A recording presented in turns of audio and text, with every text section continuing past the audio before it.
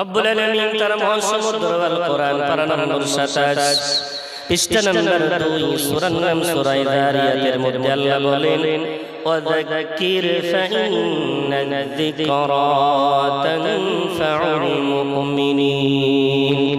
ও নবী মুহাম্মদ, আমি রব্বুল আলামিন তোমাকে আদেশ দিয়ে বলে দিলাম কোরআনের কথা বারবার উম্মতের সামনে আলোচনা করো।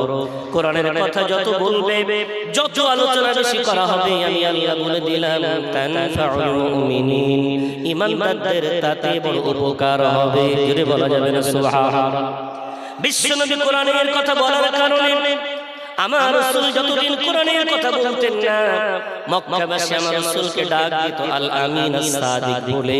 কিন্তু আমার রাসূল যেই কোরআনের কথা বলতে শুরু করলেন, আমার রাসূলকে তারা বলতো মজনুন, আমার রাসূলকে তারা বলতো পাগল, আমার রাসূলকে তারা বলতো শায়ের, কবি। আমার রাসূলকে অনেক রকমের এমন খারাপ লাকাব দিয়ে কষ্ট দেওয়ার চেষ্টা করত, এবং কাফেররা কি করত রাসূলকে কষ্ট দেওয়ার জন্য আল্লাহ রাব্বুল আলামিন সেটা কোরআনে বর্ণনা করে বললেন।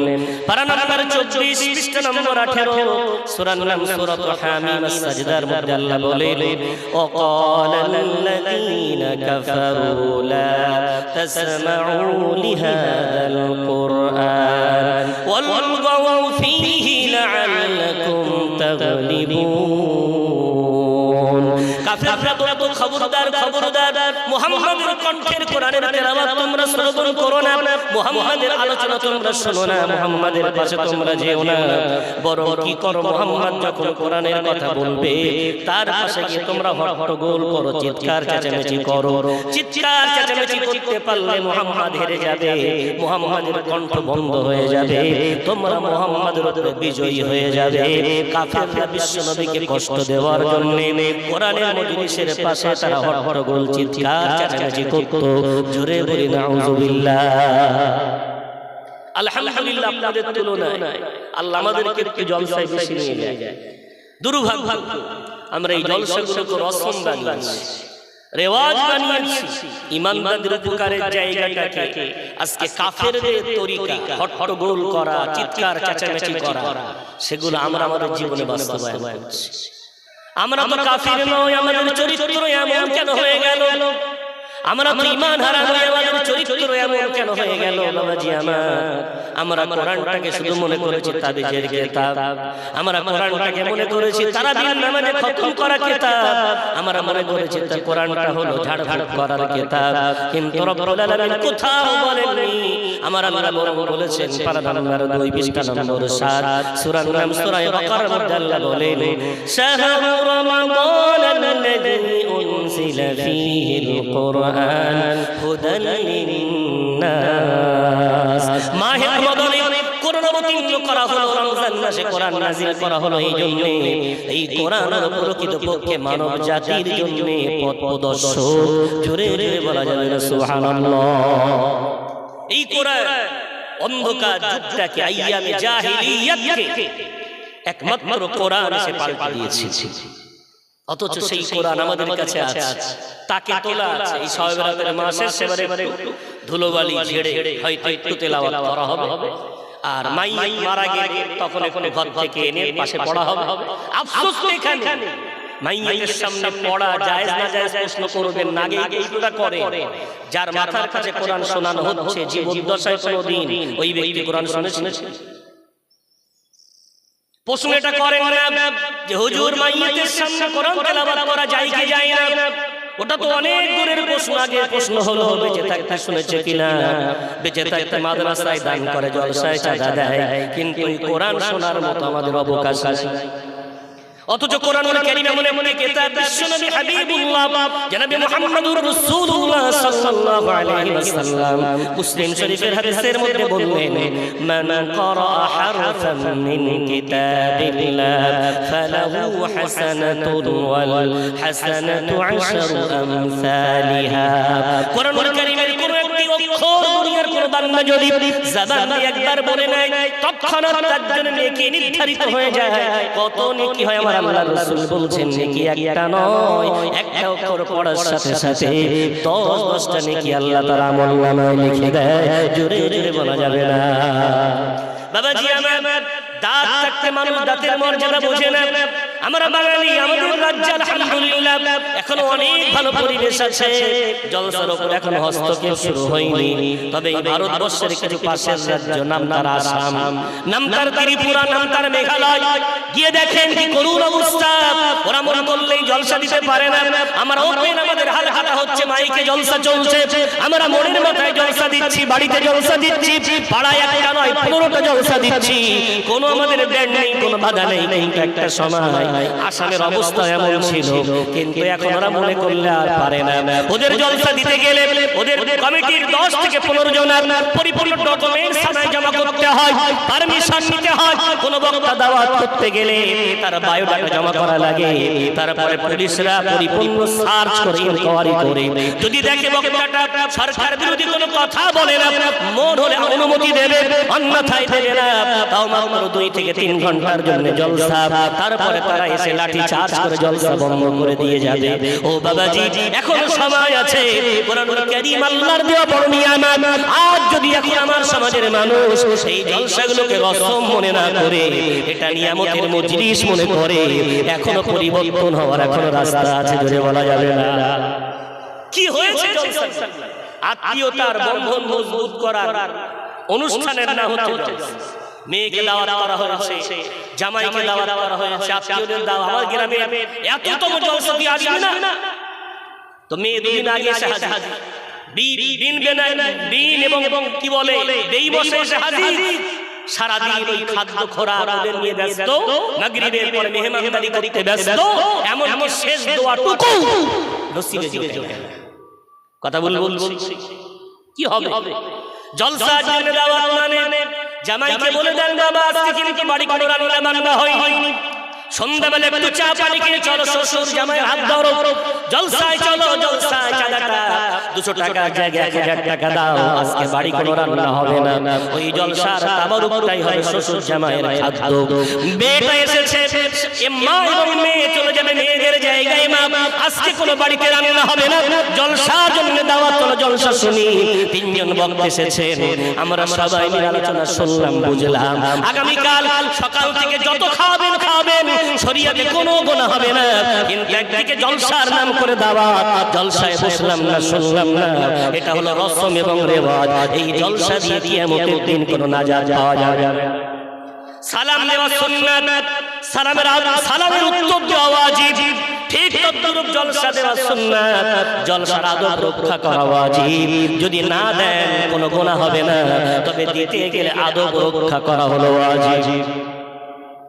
কথা কি আমার বুঝতে পারছেন? একটু নিয়ত করে আমার সমাজের মানুষকে আল্লাহ হেদায়েত নসিব করুক।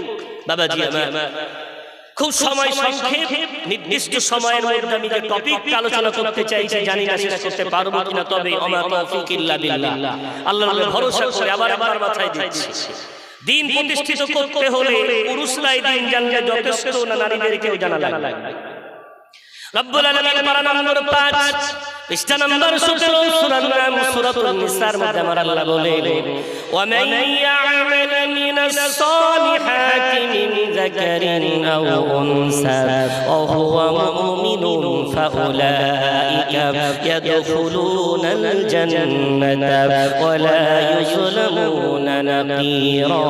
জোরে বলেন আল্লাহু আকবার।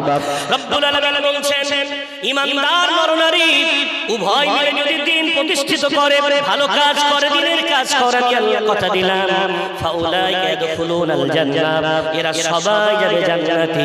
আমি আল্লাহ এদের কাউকে কিয়ামতের দিন অবিচার হতে দেব না, জুলুম হতে আমি আল্লাহ দেব না। জোরে বলা যাবে না। নারীরাও দিনের কাজ করবে, পুরুষেরাও দিনের কাজ করবে, শুধুমাত্র পুরুষ দিনের কাজ করে দিন প্রতিষ্ঠিত হবে না।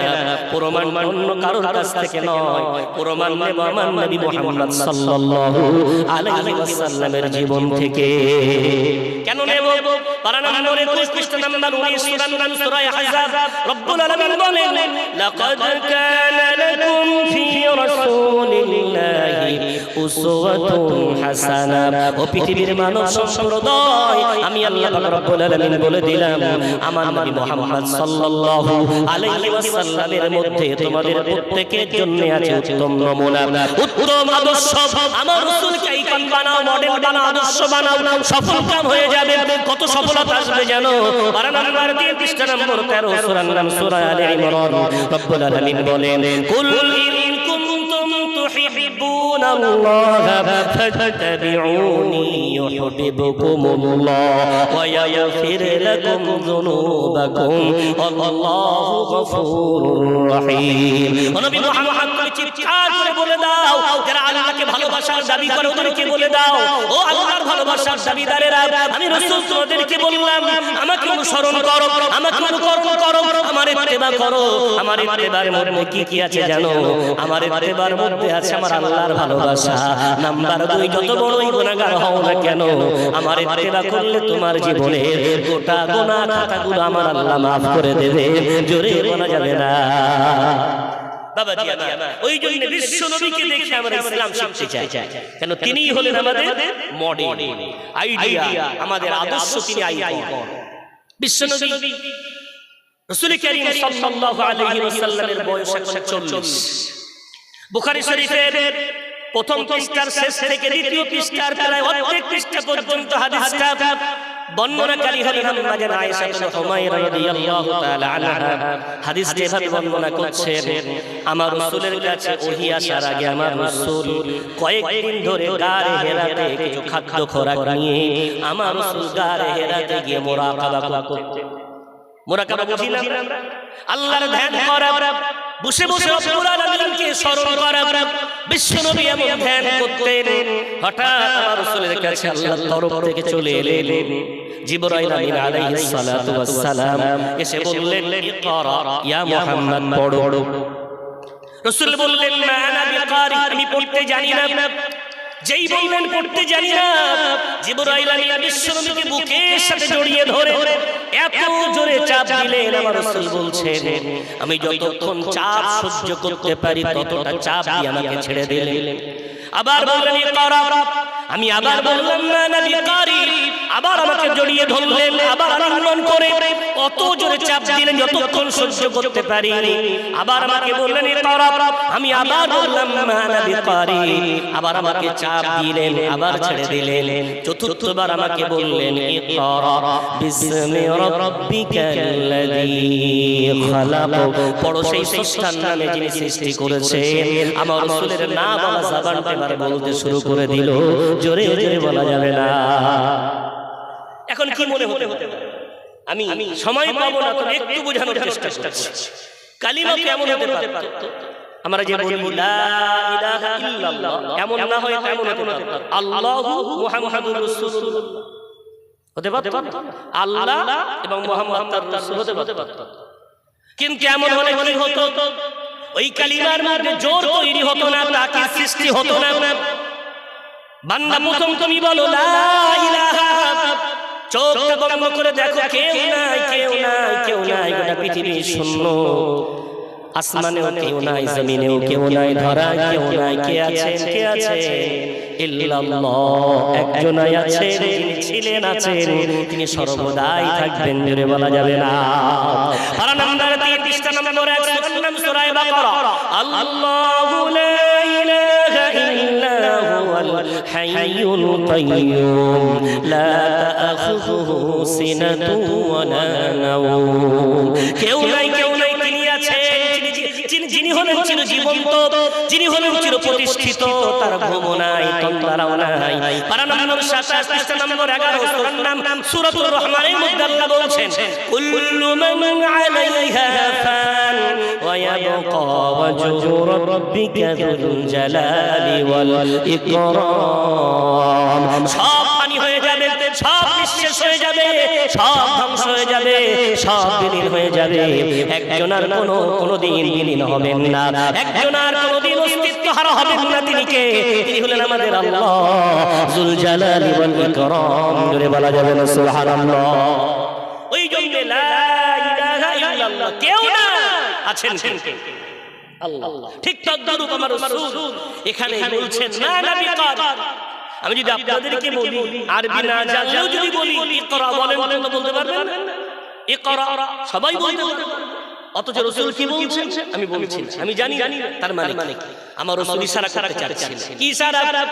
বিশ্বনবীর জামানায় এডুকেশন ছিল, নলেজ ছিল, শিক্ষা ছিল, কিন্তু সেই শিক্ষায় শিক্ষিত হয়ে মানুষ অত্যাচারী ছিল, সেই শিক্ষায় শিক্ষিত হয়ে নারীদের ইজ্জত হরণকারী ছিল, সেই শিক্ষায় শিক্ষিত হয়ে মানুষ মানুষের উপর অত্যাচার করত, জুলুম করত। আমার রাসূল ওই জন্য বললেন ওই শিক্ষা না, আমার রাসূল তাই না না না না। জিবরাইল যতক্ষণ ইকরা বললেন, রাসূল বললেন না। যেই বললেন ইকরা বিসমি রাব্বিকাল্লাযী খালাক, একটা শব্দের বেলায় বললেন না, কিন্তু একটা পরিপূর্ণ সেন্টেন্স, একটা বাক্য জিবরাইল আমিন যেই বললেন, রাসূল একটা সেন্টেন্স পড়ে দেখিয়ে দিলেন। অর্থাৎ আমার রাসূল বলতে চাইলেন শিক্ষার সাথে যদি রবের পরিচয় না ঘটে, শিক্ষার সাথে যদি রবের সঙ্গে কোনো সম্পৃক্তি না থাকে, শিক্ষার সাথে রব পরিচয় যদি না থাকে, ওই শিক্ষিতটা মানুষকে কোনোদিন উপকার নয় বরং ক্ষতি সাধন করবে। আজকে বলে এখনো পর্যন্ত পশ্চিমী শিক্ষা আর ইসলামী শিক্ষার মধ্যে আসমান জমিনের পার্থক্য আছে না? পশ্চিমী শিক্ষা জাতিকে হরণ করতে শিখিয়েছে, ধোঁকা দিতে শিখিয়েছে, চিটিংবাজি শিখিয়েছে, লুট শিখিয়েছে, শিক্ষিতের নামে রক্ষকের নামে ভক্ষক তৈরি করেছে। কিন্তু ইসলামী শিক্ষা আলহামদুলিল্লাহ যখনই বাংলার মধ্যে এসেছে, ও সর্বদাই জেনেছে এই পৃথিবী আল্লাহর, পৃথিবী কার? আল্লাহর। এই মখলুক আমার আল্লাহর, আর আমি হলাম ওই মখলুকের গোলাম, যার মধ্যে যত জ্ঞান এসেছে ও মখলুকের গোলামি করে গেছে। জোরে বলা যাবে। একজন খলিফার নাম বলবো, নাম হলো ওমর ফারুক রাদিয়াল্লাহু তাআলা আনহুর নাম একবার না বহুবার শুনেছি। উনি কোন স্কুল থেকে ফারেক? বিশ্বনবীর ছোট্ট মাদ্রাসা, মাদ্রাসাতুস সুফা, ওই মাদ্রাসা থেকে ওমর ফারুক পড়াশোনা করেছেন। ওমর ফারুক যখন খলিফা হয়ে গেলেন, ওমর ফারুক খলিফা হওয়ার পর রাতের গভীর অন্ধকারে তিনি তার গোলাম আসলামকে নিয়ে বলছেন, গোলাম আসলাম চল একটু গ্রামটা ঘুরে দেখে আসি, কোনো মানুষের কোনো সমস্যা আছে নাকি। আসলামকে নিয়ে ওমর ফারুক ঘুরতে বার হয়েছেন। হঠাৎ দেখতে পান মরুভূমি থেকে হঠাৎ ধোঁয়া উঠছে, ধোঁয়া। চল না দেখে আসি কেন ধোঁয়া ওড়ে। গিয়ে দেখলেন একটা তাবু ফেলা, তাবুর মধ্য থেকে যেন ধোঁয়া আসছে। পাশে গেলেন, সালাম দিলেন। তাবুর মধ্যে কেউ আছেন নাকি? উত্তর এলো ওয়ালাইকুমুস সালাম। হ্যাঁ, তাবুর মধ্যে আমি এক মহিলা, আমার স্বামী নাই, স্বামী মারা গেছে, আমার কিছু বাচ্চা আছে। ওমর ফারুক বলছেন আমি কি আসতে পারি? অনুমতি চাই। মহিলা বললেন সঙ্গে কেউ আছে? বলে হ্যাঁ, আমার গোলাম আসলাম আছে, বলে আসতে পারেন। তাবুর মধ্যে গেলেন ওমর ফারুক, গিয়ে দেখে মহিলা কিছু বাচ্চাকে বুকে জড়িয়ে রেখে পাশে একটা চুলার উপরে একটা হাঁড়ি চাপা দিয়ে কি একটা যেন রান্না করছেন আর বাচ্চাগুলোকে সান্ত্বনা দিচ্ছেন। এমন এমন ভাব মনে হচ্ছে যে হাঁড়ি থেকে কোনো কিছু রান্না হচ্ছে, কিন্তু না না না। ওমর ফারুক কিছুক্ষণ দাঁড়িয়ে থাকার পরে প্রশ্ন ছুড়ে দিলেন, ও বোন কি রান্না করেন? বাচ্চাগুলোকে কেন দেন না? অনেকক্ষণ ধরে ওদেরকে সান্ত্বনা দিচ্ছেন, কেন বাচ্চাগুলোকে খেতে দিচ্ছেন না? যেই বলেছে চুলার উপরে হাঁড়ির উপর থেকে সরাটা ফেলে দিয়েছেন। ওমর ফারুক তাকিয়ে দেখে হাঁড়িতে কিছুই নাই, গরম পানি, পানি ছাড়া এই হাঁড়িটার কিছু নাই। ওমর ফারুক খুব রেগে গেলেন, খুব রেগে গিয়ে ধমক দিয়ে বললেন, তুমি মা হয়ে বাচ্চাগুলোকে শুধু পানি ফুটিয়ে ধোঁকা দিচ্ছ। নেতা তারপরও যাদের দুঃখ কষ্ট তিনি খোঁজ নিতেন না। এতটুকু শোনার পর ওমর ফারুক থাকতে পারলেন না। তাবু থেকে বাইরে হঠাৎ করে বেরিয়ে পড়লেন। পিছনে গোলাম আসলাম, ওমর দিচ্ছেন দৌড়। গোলাম আসলাম ওমরের সাথে দৌড়িয়ে পারে না। হঠাৎ ওমর ফারুক দৌড়ে দৌড়ে পৌঁছে গেলেন বাইতুল মাল, যেখানে জমা করা হয় সেখানে। একটা বস্তা টেনে বার করলেন, তাতে কিছু খেজুর রাখলেন, কিছু জব রাখলেন, কিছু জামা কাপড় রাখলেন, কিছু গোশ নিলেন। বাইতুল মাল থেকে যতটা সম্ভব বস্তার মধ্যে খাদ্য খোরাক ভরে বস্তার মুখটা বেঁধে এবার ওমর ফারুক বস্তাটা চাগানোর চেষ্টা করছে। বস্তা চাগাতে পারে না, খুব ভারী। আসলাম বলছে, ও আমার জাহাপনা বাদশা, আপনি নয় বরং ওই বস্তাটা আমার পিঠে তুলে দেন। যেই বলেছিল মা তারা দিয়ে বলছে, রে আসলাম কি বললি, বস্তা তুই নিবি? বলে হ্যাঁ। আপনি আমিরুল মুমিনিন, ওই বস্তা নিলে মানায় না, বরং বস্তা আমার পিঠে তুলে দেন। আমারে ফারুক বলছেন, রাসূলুল্লাহ তুই কি শুনলি না ওই মহিলাটা কি করে আমার জন্য বদদুয়া করল? বিশ্বনবীর সহিহ হাদিস, সালাসু দাওয়াতিন মুস্তাজাবাতিন লা শাক্কা ফীহি, তিনটি দোয়া বদদুয়া কবুল হওয়ার ব্যাপারে কোনো সন্দেহ নাই। তিনটি দোয়া এবং তিনটি বদদুয়া ডাইরেক্ট আল্লাহ কবুল করে নেন। তার মধ্যে প্রথম নাম্বার দোয়া বদদুয়া দাওয়াতুল মুসাফির। মুসাফির বান্দা কোনো দোয়া বদদুয়া করলে ওটা আমার আল্লাহ ডাইরেক্ট কবুল করে নেন। নাম্বার 2 দাওয়াতুল মাজলুম, কোন অত্যাচারিত মানুষ যদি, নিষ্পেষিত মজলুম মানুষ যদি আল্লাহর কাছে দোয়া করে বদদুয়া করে, আল্লাহ ডাইরেক্ট কবুল করে নেয়। নাম্বার 3 দাওয়াতুল ওয়ালিদ আলা ওয়ালাদি, পিতামাতা যদি সন্তানের জন্য দোয়া করে বদদুয়া করে, ওটা আমার আল্লাহ ডাইরেক্ট কবুল করে নেয়। ওই মজলুম নারীটা কি করে আমার বিরুদ্ধে আল্লাহর কাছে নালিশ জানালো? বল না বল, কিয়ামতের দিন ওই মহিলা যদি আমার বিরুদ্ধে নালিশ জানায়, ওই কিয়ামতের দিন আমার গুনার বোঝাটা তুই কি তোর পিঠে নিবি? আসসালাম বলে না জাহাপনা, কিয়ামতের দিন কেউ কারোর গুনার বোঝা পিঠে নেবে না। রব্বুল আলামিন পরিষ্কার করে বলে দিয়েছেন, পারা নম্বর 27 পৃষ্ঠা নম্বর 6 সূরা সূরা নাজমের মধ্যে আল্লাহ বলেন, ওয়ালা তাজিরু ওয়াজিরাতু বিজরা উখরা। কিয়ামতের কঠিন ময়দানে কোনো বান্দি কেউ কারোর গুনার বোঝা নেবে না, প্রত্যেকই নিজের গুনার নিজের বোঝাটাই নিজেই নেবে। কেউ কারো সেদিন দরদে শাস্তি চাইবে না। ওমরে ফারুক বলছেন, ওই তো ঠিক বললি, তবে আমার গুনার বোঝা কেন তুই নিবি না? আমার বোঝাটা আমার পিঠে তুলে দে, আমি ওমর আমার ঋণ পরিশোধ করতে চাই। আমিরুল মুমিনিন পিঠের উপরে বোঝাটা নিয়ে দৌড়াতে দৌড়াতে আবার বাবুর পাশে পৌঁছে গেলেন। সালাম দিলেন, বোন আসতে পারি, আসেন, সঙ্গে কেউ আছেন? বলে হ্যাঁ গোলাম আসসালাম। প্রবেশ করার পরে মহিলা এক কিনারায় চলে গেলেন, তাঁবুর এক কিনারায়। ওমরে ফারুক ওখানে বসলেন। পানি গরম ছিল, নিজে হাত দিয়ে কিছু খাদ্য রান্না করলেন। রান্না করার পর ওই বাচ্চাগুলোকে কোলে নিয়ে ওমর তৃপ্তি সহকারে খাওয়ানো শুরু করেছে। মহিলা তাঁবুর কিনারায় বসে বসে আল্লাহর কাছে হাত তুলে কাঁদে আর বলে, ওগো আল্লাহ, এমন ব্যক্তি আমিরুল মুমিনিন হওয়ার যোগ্য অধিকারী ছিল, আল্লাহ এমন ব্যক্তিকে কেন আমিরুল মুমিনিন তুমি বানাওনি? কত দয়া কত মায়া, আমার বাচ্চাগুলো বাপ হারানোর পরে এত মায়ার কোনোদিন পাইনি। ওমরে ফারুক বাচ্চাগুলোকে খাওয়ালেন, নতুন কাপড় পরালেন, পরানোর পরে বললেন, বোন চলে যাচ্ছি, এখনো কোনো খাদ্য খোরাক আছে, ওগুলো তুমি খেয়ে নিও।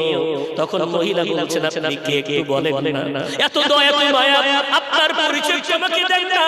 ওমরে ফারুকের গোলাম আসলাম বলছে, আমি কি বলে দেব? বলে না না বলিস না। ওই সময় ওমরে ফারুক বলছেন, বোন কোনদিন যদি রাজ দরবারে তুমি যাও, ওই রাজ দরবারে আমি ওমর, আমার সাথে তোমার মোলাকাত হয়ে যাবে, জোরে জোরে বলা যাবে না। তাবু থেকে বার হলেন, পাশে একটা উঁচু উপত্যকায় ওমরে ফারুক বসলেন, সঙ্গে আসলাম বসলেন। ওমরে ফারুককে গোলাম বলছেন, চলেন চলে যাই। আমার বলছে, একটু বস।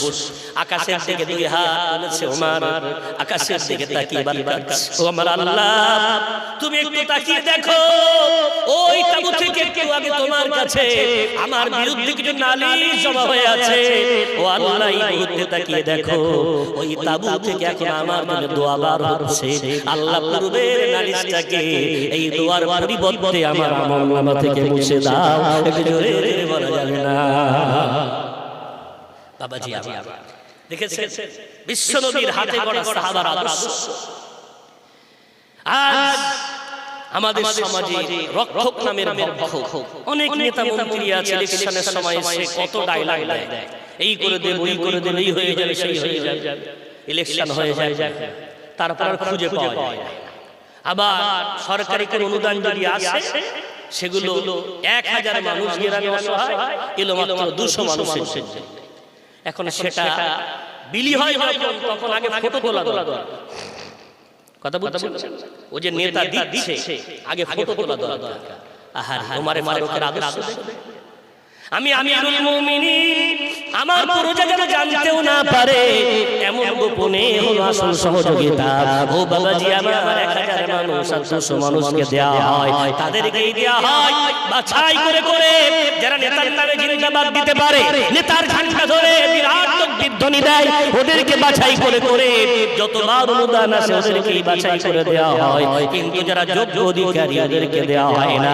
ঘর যারা পায় বারবার তারাই পায় যারা নেতার বিরাট তেল মালিশ করতে পারে, নেতার পিছনে ছুটতে পারে, নেতার নামে জিন্দাবাদ দিতে পারে। এরা কারা? এরা সব ইকরা শুধু পড়েছে, কিন্তু বিশ্বনবী বললেন ইকরা বিসমি রাব্বিকাল্লাযী খালাক, রবের নামে শিক্ষিত হও, তবেই তুমি ভাববে এদেরকে ঠকালে আল্লাহর কাছে আমাকে ঠকা লাগবে।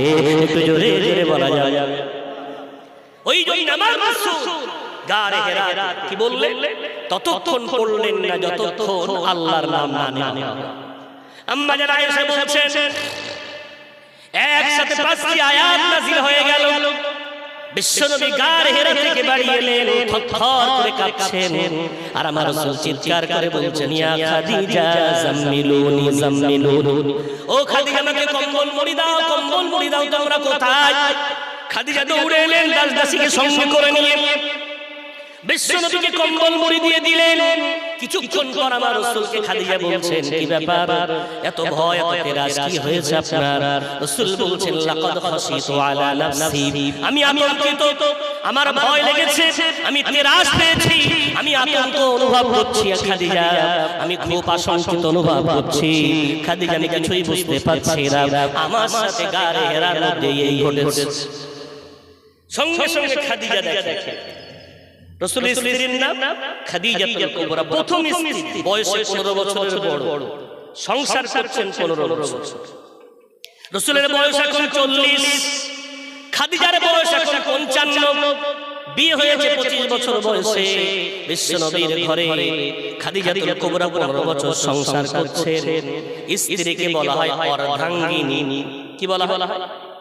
কোরআনুল কারীমের ভাষায় হুন্না লিবাসুল লাকুম ওয়া আনতুম লিবাসুল লাহুম, নারীরা হলো তোমাদের গায়ের পোশাক আর তোমরা হলো তাদের গায়ের পোশাক। জোরে বলবেন না সুবহানাল্লাহ। বিশ্বনবী যখন বললেন আমি ভয় পেয়েছি, আমি আতঙ্কিত, খাদিজা বললেন কাল্লা ওয়াল্লাহি মা ইউযিকাল্লাহু আবাদা, কখনোই না, আল্লাহর কসম ও নবী মুহাম্মদ আপনার ভয় পাওয়ার কোনো দরকার নাই, আমার আল্লাহ আপনাকে কোনোদিন লজ্জিত করবেন না। জোরে জোরে বলা যাবে না। ভয় খাচ্ছেন আমার রাসূল আর সান্ত্বনা দিচ্ছেন কি খাদিজাতুল কুবরা। কেন? স্ত্রী যদি যোগ্য স্ত্রী হয়, স্বামীর কপালে 4 দেখেন মাঝে মাঝে এমন হয়, এই আবহাওয়া ঠান্ডা গরম, সকালে উঠে গাটা একটু ম্যাজ করছে, তো উঠেই কাকে পায়? স্ত্রীকে। আমি বলছি দেখো তো আমার গায়ে হাত দিয়ে, কপালে হাত দিয়ে, আমার মনে হচ্ছে জ্বর এসেছে, তো গায়ে হাত দিয়ে তোমার মাথা তো পুড়ে যায়। এই যদি বলে তো আমি কি করি? যাও করে ফজরের নামাজটা আদায় করে নিয়ে ফোনটা বার করে ফোন দিয়েছি আমি আজকে কাজে যাব না। কেন? প্রশ্ন আসছে কেন? আমার গায়ে প্রচন্ড জ্বর, গা পুড়ে যাচ্ছে। কোন ডাক্তার বলছে? কথা বলে কোন ডাক্তার?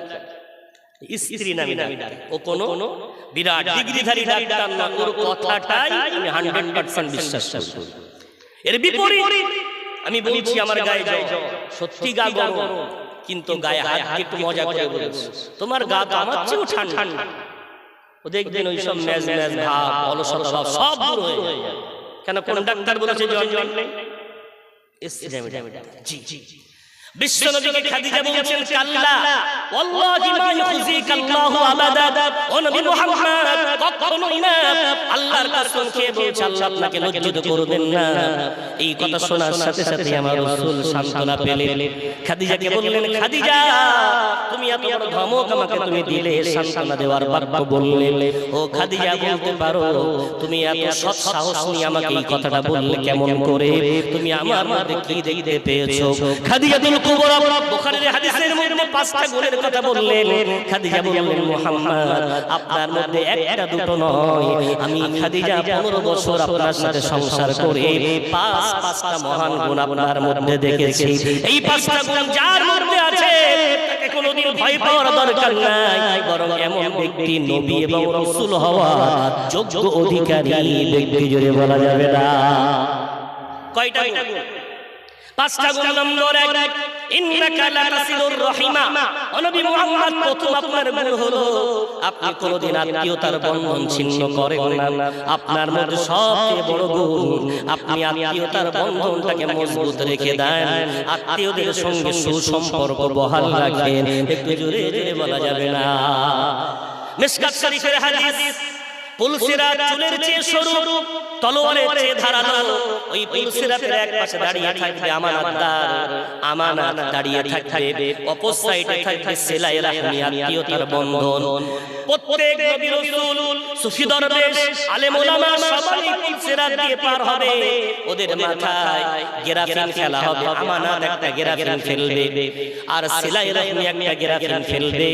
ও যদি আমানতের খিয়ানত না করে, আত্মীয়তার বন্ধন যদি ছিন্ন না করে, ও পুলসিরাত ঠিক পার হয়ে যাবে। আর যত বড় আলেম হোক, দিনদার নামাজি হোক, যদি আত্মীয়তার বন্ধন ছিন্নকারী হয়, ওই গেরাফিনও কেমন করে জাকড়ে ধরবে, টানতে টানতে টানতে টানতে জাহান্নামে নিক্ষেপ করে দেবে। জোরে বলেন না নাউযুবিল্লাহ। আজ আমার সমাজে অনেক ভাই আছি আমাদের মধ্যে এমন, আমরা কি করছি? ঘন ঘন আমরা হজে যাচ্ছি, বোনের হক এখনো দেইনি।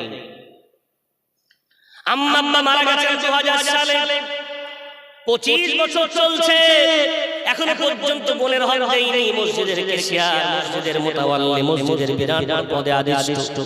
যদি বলি ভাই তোমার বোনটার বড় অভাব, আমি দেখলাম ডাক্তার বাড়ি দাঁড়িয়ে কাঁদছিল, ডাক্তার একটু ফিসটা কম না, আমার টাকা নাই। বোনটার তো অভাব, তুমি কেন দাও না তোমার আব্বার হকটাও? তো বলছে আমি কি দেব না বলেছি। দেব না বলেন তো দেননি কেন? পারা নম্বর 4, পৃষ্ঠা নম্বর 17, সূরার নাম সূরা নিসা। রব্বুল আলামিন বলেন, লিররিজালি নাসিবুম মিম্মা তারাকাল ওয়ালিদানি ওয়াল আকরাবুন ওয়ালিন-নিসাই নাসিবুম মিম্মা তারাকাল ওয়ালিদানি ওয়াল আকরাবুন মিম্মা ক্বাল্লা মিনহু ওয়া কাসুর। পুরুষ হোক আর নারী হোক, তাদের পিতামাতা নিকটাত্মীয় মারা গেলে যে সম্পদ তারা রেখে যাবে, ওই সম্পদের হকদার ওই দিনই হয়ে যাবে যেদিন মারা গেল। ওই দিনই ওদের সম্পদ বুঝিয়ে দেওয়া হলো ফরজ, ওই দিনে বুঝিয়ে দেওয়া লাগে।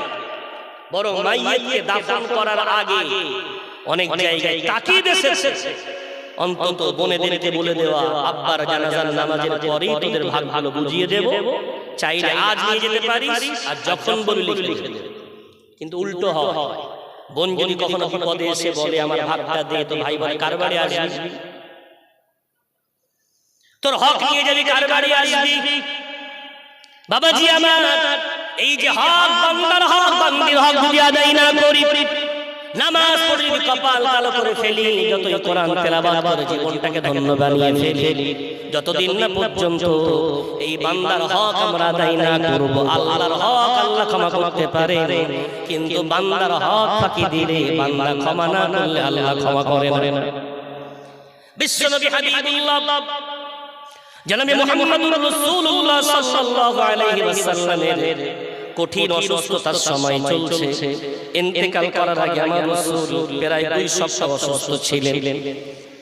এমন সময় আমার রাসূল সাহাবাদেরকে ডাক দিয়ে বললেন, আমার সাহাবারা আমাকে একটু মসজিদ নববীতে নিয়ে চলো। 2 জন সাহাবার কাঁধে ভর করে আমার রাসূল দুর্বল, নিজে হাঁটতে পারছেন না, সাহাবার কাঁধে ভর করে মসজিদ নববীতে এলেন।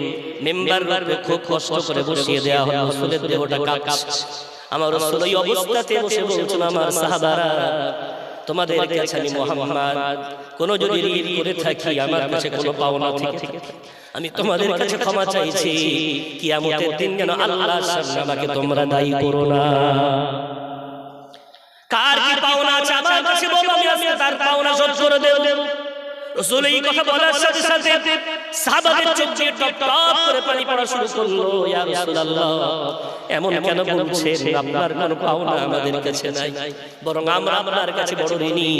ইয়া রাসূলুল্লাহ, ইয়া হাবিবাল্লাহ, আমরা ছিলাম অন্ধকারে, আমরা ছিলাম শিরকে ডুবে, আমরা ছিলাম বড় বড় তার জামানায় আপনাকে পেয়ে আমরা ধন্য হয়ে গেছি ইয়া রাসূলুল্লাহ, আমরা আপনার কাছে ঋণী, কিন্তু আপনি আমাদের কাছে ঋণী নন। কিন্তু আমার রাসূল শুনলেন না, আবার একই কথা বললেন তৃতীয়বার আবার একই কথা বললেন, কিয়ামতের দিন যেন আল্লাহর সামনে আমার কাছে কিছু পাওয়ার দাবি করো না। তিনবার যখন বললেন তখন সাহাবাদের মধ্যে পিছন থেকে একজন দুর্বল সাহাবা, নাম তার উকাশা ইবনে মিলহান রাদিয়াল্লাহু আনহু, লাঠির উপরে ভর করে আস্তে আস্তে দাঁড়ালেন। ইয়া রাসূলুল্লাহ, ইয়া হাবিবাল্লাহ, আমার আপনার কাছে একটা পাওনা আছে। যেই বললাম রাসূল বলে, এসো বাবা আমার কাছে এসো। আবু বকর ওমর বিশ্বনবীর পাশ থেকে দাঁড়িয়ে উঠলেন, বললেন উকাশা, কি পাবি আমাদেরকে বল, আমি পরিশোধ করে দিচ্ছি। রাসূলকে নয়, রাসূল ওদের দুজনের হাত ধরে বসালেন। আবু বকর বাবা বসো, ওমর বাবা বসো, আসতে দাও। উকাশা কাছে এলেন, এসে বলছেন, ইয়া রাসূলুল্লাহ, ইয়া হাবিবাল্লাহ, পাওনা বলতে আমি বলতাম না, আপনি বারবার বলছেন বলে তাই বলছি। ছোট একটা পাওনা আপনার কাছে আমার আছে, বলো না উকাশা, কি পাওনা আমি পরিশোধ করে দেব। ইয়া রাসূলুল্লাহ, এক জিহাদের ময়দানে আপনি এক উটের পিঠে বসেছিলেন, আর আমি পিছনের উটের উপরে সামান রাখছিলাম। আপনি উট টানার জন্য চাবুক মারতে গেলেন, ওই চাবুকের বাড়িটা উটের পিঠে পড়ার আগে আমার খালি পিঠে সপাত করে পড়ল। আমি চিকচিকিয়ে উঠলাম, তাকিয়ে দেখলাম আপনি। ইয়া রাসূলুল্লাহ, তাই আপনাকে দেখে আমি আর কিছু বলিনি। ইয়া রাসূলুল্লাহ, ওই চাবুকের বাড়িটা আজকে আপনার পিঠে মেরে পরিশোধ নিতে চাই। ওমরে ফারুক লেগে দাঁড়িয়ে গেছে। উকাশা, কি বলবি? বিশ্ব নবীর পিঠে তুই চাবুকের বাড়ি মারবি? আমাকে মার, ঈমান বরবাদ করে ফেলিস, আমাকে মার, আমার রাসূলকে নয়। রাসূল আবার ওমরের হাত ধরে বসিয়ে দিলেন, বসো ওমর, আমার ঋণ আমাকে পরিশোধ করতে দাও। জোরে বলা যাবে না সুবহানাল্লাহ। রাসূল ডাক দিলেন, আলী কই? আলী হাত ধরে বললেন, ইয়া রাসূলুল্লাহ, তুমি হাজির। আলীর চোখ দিয়ে টপ টপ করে পানি পড়ে। রাসূল বলছেন, যাও না, ফাতেমার বাড়িতে আমার চাবুকটা রাখা আছে। গিয়ে ফাতেমাকে বলে, চাবুক আমার রাসূল চেয়েছেন।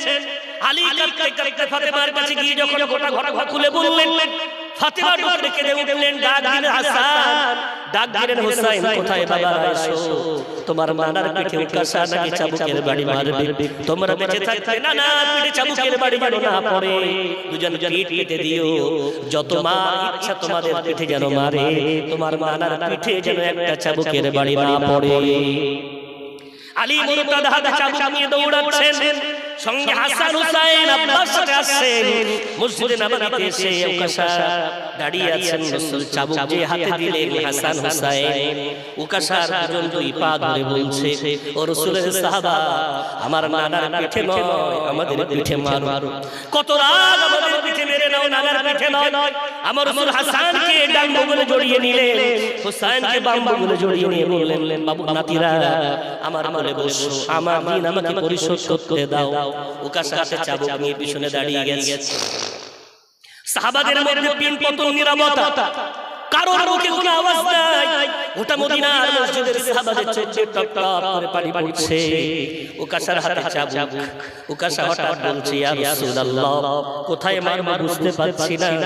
যেদিন আপনি মেরেছিলেন আমার গায়ে তো কাপড় ছিল, আপনার গায়ে যখন কাপড় আমি জায়গা নির্দিষ্ট করতে পারছি না, কাপড়টা একটু তুলে দেওয়ার কথা একটু অনুমতি দেন। রাসূল আলীকে বললেন, আলী, আমার জুব্বা মোবারক চাগিয়ে উঁচু করে দাও। আলী মুরতাদা বিশ্বনবীর জুব্বা উঁচু করে ধরলেন, আর উকাশা হাতে চাবুক নিয়ে এবার মারতে যাবে। আহারে, উকাশা এমন ভুল করতে পারে না। বিশ্বনবী যখন খালি দেহ উকাশার সামনে বার করে দিয়েছে, ওই দুই স্কন্ধের মাঝে মোহরের নবুয়ত চমকে উঠেছে। উকাশা চাবুক ফেলে দিয়ে বিশ্বনবীকে পাজা করে ধরে ঠোঁট মোবারক ওই মোহরের নববীতে দিয়ে চুমা দেয় আর বলে, ইয়া রাসূলুল্লাহ, ইয়া হাবিবাল্লাহ, ক্ষমা করে দেন, এই অন্যায় করার জন্য আমাকে মাফ করে দেন। সাহাবা হলাম, কোনো আমল এমন জীবনে করতে পারিনি, কিয়ামতের দিন আল্লাহর সামনে পেশ করব। আপনি এমন বলছেন, মানে আপনি বেশি দিন আমাদের মাঝে থাকবেন না। আপনি যতক্ষণ না বলছেন আমাকে ক্ষমা করে দিয়েছেন, যতক্ষণ আপনি না বলছেন যে আমি আপনার সাথে জান্নাতের মধ্যে থাকবো, ততক্ষণ আমি উকাশা ঠোঁট নাড়াবো না। এভাবে উকাশা মোহরের নববীতে ঠোঁট লাগিয়ে আমার রাসূলকে পাজা করে কান্না শুরু করেছে। আমার রাসূল এমন করে উকাশার মাথাটা জড়িয়ে নিয়ে বললেন, উকাশা, আমিও জানতাম জানতাম তুমি একটা বাহানা তালাশ করছো। ওরে উকাশা সংবাদ গ্রহণ করো, আমাকে ভালোবাসলে আমার সাথে আমার জান্নাতে থাকবে। জোরে জোরে বলা যাবে না। বাবাজি আমার এই ঘটনার মধ্যে আমাদের জন্য দুটো নমুনা লুকিয়ে আছে। প্রথম নাম্বার নমুনা, শেষ জামানায় জন্ম নিয়েছি নবী পাইনি। হ্যাঁ, আমার রাসূলকে স্বপ্নে দেখা হতে পারে, এটা সম্ভব, কিন্তু রাসূলকে সচক্ষে আমরা কেউ দেখতে পাই না। এখন বিশ্ব নবী মোহরে নবুয়ত স্কন্ধের মাঝে ছিল, সেটা নিয়ে তো চলে গেছেন, কিন্তু বিশ্ব নবী অনেক সুন্নাত আমাদের জন্য রেখে গেছেন। তার মধ্যে বড় একটা সুন্নাত এই দাড়ি। মুখের দাড়িতে বাবারা জীবনে খুর দেবেন না। ও যুবক, কোনদিন তোমার মুখের দাড়িতে খুর লাগিও না। উকাশার মতো বলো, ইয়া রাসূলুল্লাহ, ইয়া হাবিবাল্লাহ, আপনাকে পাইনি, আপনার মুবারক সুন্নতি দাড়ি আমার মুখে রেখে চুমা দেই, যেন কিয়ামতের দিন আপনার সুন্নাতকে ভালোবাসার জন্য আপনার সাথে আমার হাসর নাসর হয়ে যায়। ইয়া রাসূলুল্লাহ, আপনার জীবনের অনেক সুন্নাত আমাদের কাছ থেকে শুনেছি, ওই সুন্নাতগুলোকে ভালোবাসি। রাসূলের সুন্নাত ভালোবাসলে আমার রাসূল বলেছেন, আল মারউ মা মান আহাব্বাহু, যে যাকে ভালোবাসবে তার সাথে তার কিয়ামতের দিন হাসর নাসর হবে। জোরে বলা যায়। একজন গ্রামের মানুষ, বুখারী শরীফের হাদিসের মধ্যে এসেছে, বিশ্ব নবীর দরবারে এসে বলছেন, মাতা তাকুমুস সাআতু ইয়া রাসূলুল্লাহ, কিয়ামত কবে সংঘটিত হবে ইয়া আল্লাহর রাসূল? আমার রাসূল বললেন, মাস্তাআদাতা লাহা, ও গ্রামের মানুষ, তুমি কিয়ামতের জন্য কি প্রস্তুতি গ্রহণ করেছো? গ্রামের মানুষটা বললেন, ইয়া রাসূলুল্লাহ, আমার কোনো প্রস্তুতি নাই কিয়ামতের জন্য, তবে দুটো জিনিস আমার আছে। নম্বর 1 হুব্বুল্লাহ, নাম্বার 2 হলো রাসূলিহি, আমি আল্লাহকে বড় ভালোবাসি আর তার রাসূল আপনাকে বড় ভালোবাসি। আমার রাসূল শোনা মাত্রই বললেন, আল মারউ মা মান আহাব্বাহু, যে যাকে ভালোবাসে তার সাথে কিয়ামতের দিন তার মোলাকাত হয়ে যাবে। জোরে বলা যাবে না সুবহানাল্লাহ। বিশ্বনবী হাবিবুল্লাহ জনাব মুহাম্মদুর রাসূলুল্লাহ সাল্লাল্লাহু আলাইহি ওয়াসাল্লাম এভাবে তিনি আমাদেরকে শিখিয়ে গেছেন, যারা আল্লাহ আগের গুনাহ পরের গুনাহ সব মাফ করে দিলেন, তিনি ও সাহাবাদের কাছে ক্ষমা চাইছেন। আমরা কি করেছি? আমাদের সমাজে বিভিন্ন নিয়ম রসম আছে, রেওয়াজ, যেমন মাইয়িত মারা গেলে সাদা কাফনে জড়িয়ে খাটিয়ায় রেখে ইমাম সাহেব কি বলে যে এক বাবাজি মারা গেছেন, তোমরা সবাই ওনার চলায় বলায় উঠায় বসায় যা ব্যথা পেয়েছো আল্লাহর রাস্তায় ক্ষমা করে দাও। বলে না? প্রশ্ন আমার এখানে, বাবা তুমি তো সোজা হয়ে গেছো, আজকে তুমি বলতে পারছো না, তোমার পক্ষ থেকে ইমাম সাহেব বলছে। ইমাম সাহেব বলার আগে কোনদিন কি আমি আমার জীবনের পাপের কথা স্বীকার করে মসজিদে কোনদিন দাঁড়িয়ে অথবা গ্রামে কোনদিন কোন মানুষের কাছে ক্ষমা চেয়েছি? আমি তো আমার পাপের জন্য কোনদিন ক্ষমা চাইনি। বিশ্বনবীর একটি বড় সুন্নাত হুকুকুল ইবাদ, বান্দার হক ফাঁকি দিলে বান্দা ক্ষমা না করলে আল্লাহ ক্ষমা করেন। কোনদিন তো একটা দিন ইমাম সাহেবকে বলতে পারতাম, হুজুর একটু আমাকে সুযোগ দেন না, আমার শরীরটা ভালো না, না জানি কবে বাঁচি কবে মারা যায় ঠিক নাই, হুজুর একটু একটা মিনিট জুমার দিন একটু কথা বলবো। মাইক্রোফোন করে দাঁড়িয়ে যায়, ও গ্রামের মানুষ, আমার শিশুকাল তোমাদের মধ্যে কেটেছে, আমার বাল্যকাল তোমাদের মধ্যে কেটেছে, আমার যৌবনকাল তোমাদের মধ্যে কেটেছে, আমার বয়স্ককাল তোমাদের মধ্যে কেটেছে, আমার চলায় বলায় উঠায় বসায় যা করে ফেলেছি আল্লাহর রাস্তায় আমাকে তোমরা ক্ষমা করে দাও। কথা বুঝছেন? কিন্তু আমরা এটা করি না। ওই মরে যাওয়ার পর আমাদের প্রতিনিধি ইমাম সাহেব করে, কিন্তু আসল তো নিজে চেয়ে ইল্লা মাশাআল্লাহ অ্যাক্সিডেন্ট হয়ে গেছে, সুযোগ পাইনি, আল্লাহ তাকে ক্ষমা করে। এটা আমাদের উচিত। তো বিশ্বনবী হাবিবুল্লাহ পাঁচটি গুণে গুণান্বিত খাদিজা বললেন, তার মধ্যে একটা কি বললেন? যে আত্মীয়তার বন্ধন মজবুত রাখেন। আমাদের উচিত এই যে আত্মীয়তা, যার সাথে ভাই ভাইয়ের সাথে, বোন ভাইয়ের সাথে, কি বলে বেঈমানের সাথে এগুলো আমাদের সম্পর্ক রাখা দরকার। কেন আত্মীয়তা ছিন্নকারী আল্লাহর শত্রু, আল্লাহর বন্ধু হতে পারে না। নাম্বার 2, বিশ্বনবীকে খাদিজাতুল কুবরা বললেন আরো 4টি গুণ আপনার মধ্যে আছে। নম্বর 1, তাহমিলুল কাল্লা। ও ইয়া রাসূলুল্লাহ, ইয়া হাবিবাল্লাহ, আপনি কি করেন যারা অভাবী, তাদের যাদের সংসারের বোঝা চাগাতে পারে না, আপনি তাদের বোঝা নিজের মাথায় করে চাগিয়ে বেড়ান। করে বলবেন। নাম্বার 3, ওয়া তাকসিবুল মা'দুম, যারা উপার্জন করতে পারে না, বিধবা, ইতিম, অসহায়, অনাথ, যারা উপার্জন করতে পারে না, আপনি তাদের জন্য উপার্জন করেন। ওয়াক্ত করে দাইফা। নম্বর 4, আপনি মেহমানদারি করতে বড় ভালোবাসেন। নম্বর 5, ওয়াতুইনু আলা নাওয়াইবিল হাক্কি। নবী মুহাম্মদ 5 নম্বর আপনার গুণ, সৎ পথে কোন মানুষ যদি বিপদে পড়ে, ওই বিপদে পড়া মানুষটার পাশে আপনি দাঁড়ান। জোরে বলা যাবে না।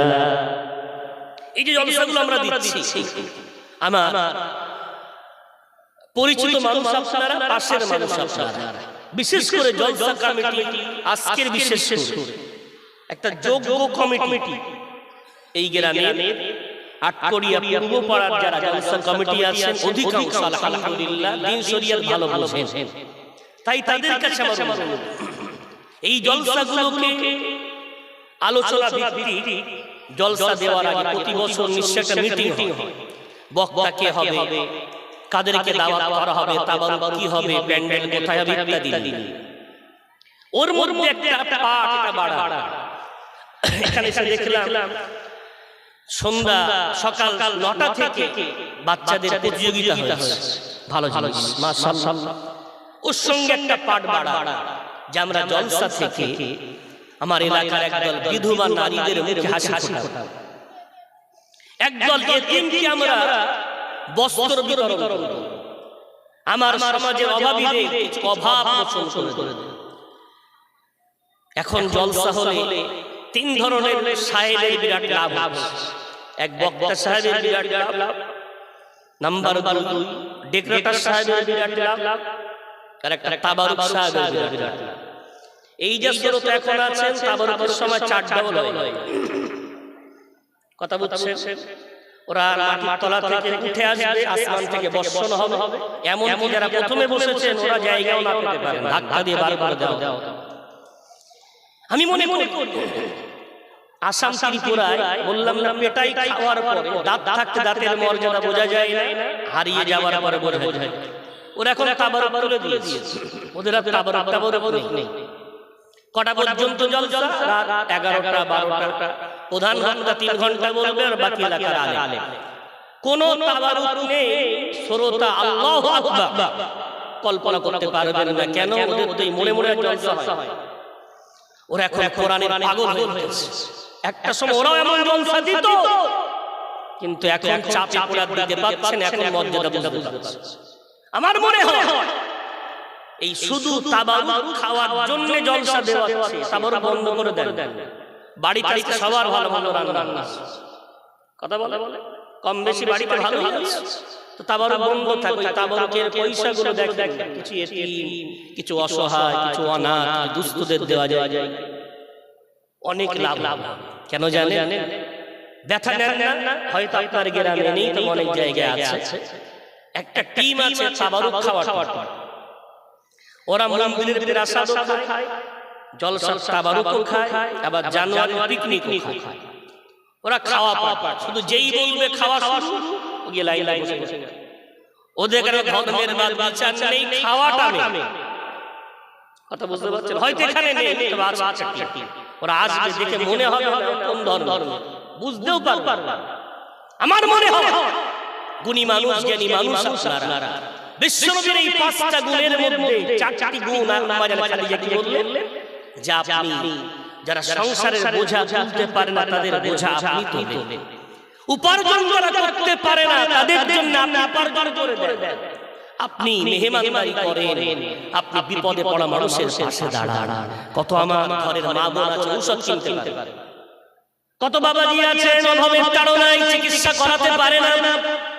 যদি ওরা জানে পূর্বপাড়া জলসা কমিটি এমন কিছু মানুষের পাশে দাঁড়ায়, ওরা হয়তো আপনাদের কাছে দরখাস্ত এনে বলবে, বাবারা আমি খুব অসহায়, এখন আমাকে একটু সাহায্য করা যায় কিনা। সাহায্যের হাতটা বাড়িয়ে দেন, মানুষ আরো দেবে, যতটা দিচ্ছে আরো দেবে। কেন আপনারা বিশ্ব নবীর সুন্নাত জীবিত করতে শুরু করেছে। জোরে জোরে বলা যাবে না সুবহানাল্লাহ।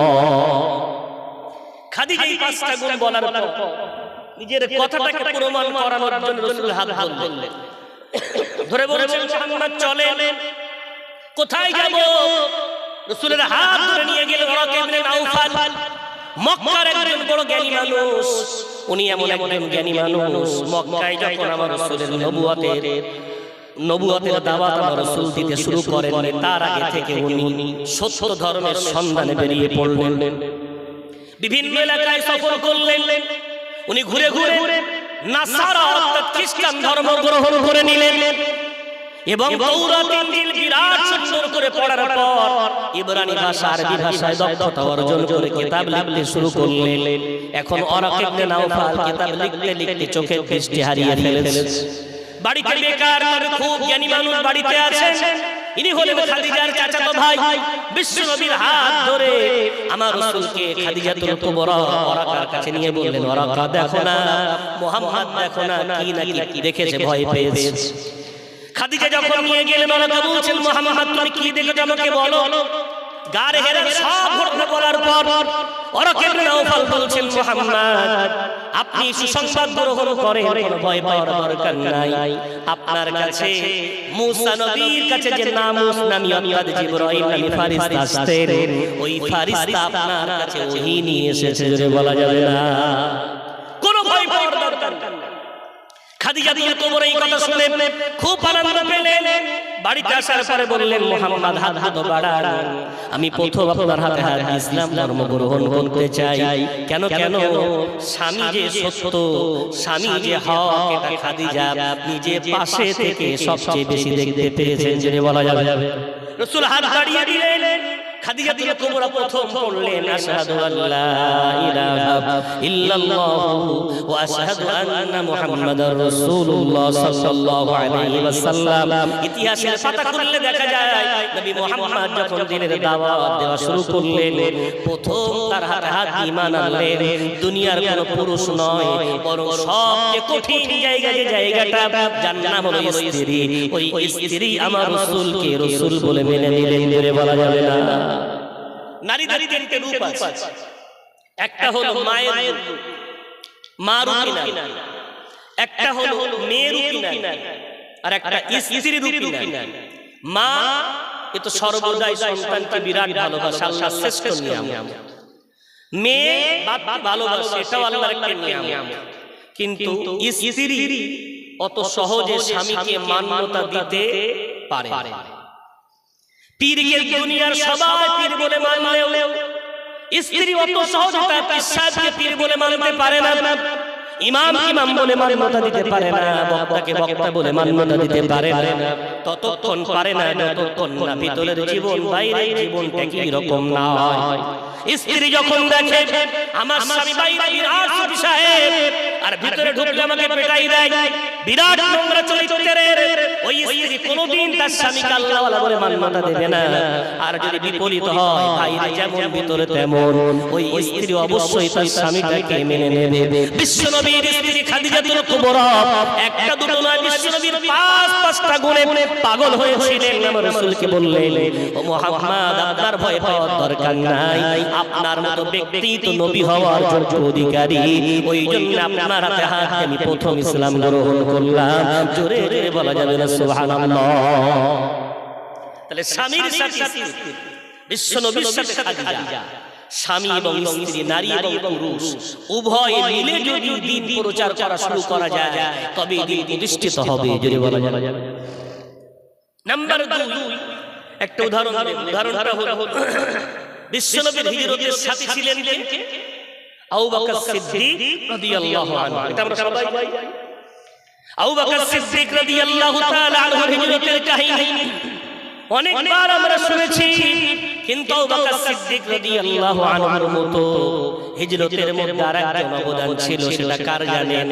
ওই আবু বকরের কন্যা, নাম তার আসমা রাদিয়াল্লাহু আনহা। জোরে বলা যাবে না সুবহানাল্লাহ। আমার রাসূল হাদিসটি বর্ণনা করছেন এভাবে, রাসূল কারীম সাল্লাল্লাহু আলাইহি ওয়াসাল্লাম আবু বকরের বাড়িতে ভরা দুপুরে এলেন। এসে বললেন, আবু বকর বাড়িতে কেউ আছে নাকি? আবু বকর বলছেন, না ইয়া রাসূলুল্লাহ, আমার স্ত্রী কন্যা ছাড়া কেউ নাই। রাসূল বললেন, আবু বকর আজকে রাতে কিন্তু আমরা হিজরত করে চলে যাব। আবু বকর বলছেন, ইয়া রাসূলুল্লাহ, আমিও জানতাম হিজরতের সাথে আমি হব, তাই তো উট কোরাই করে হিষ্টপুষ্ট বানিয়ে তাদেরকে আমি খাদ্য খোরাক দিয়ে মজবুত করে রেখেছি। রাসূল বলছেন, আবু বকর ভালো করেছো, তবে শোনো একটা গোপন কথা তোমার কানে কানে বলি। কি গোপন কথা? ইসলাম প্ল্যানের নাম, ইন্নামাল আমালু বিন্নিয়াত। আমরা বাংলায় কি বলি? ভাবিয়া করিও কাজ, করিয়া ভাবিও। এটাই হলো হাদিসের সারার্থ। ইন্নামাল আমালু বিন্নিয়াত, প্রত্যেক কর্মের ফলাফল নির্ভর করে প্ল্যানের উপরে।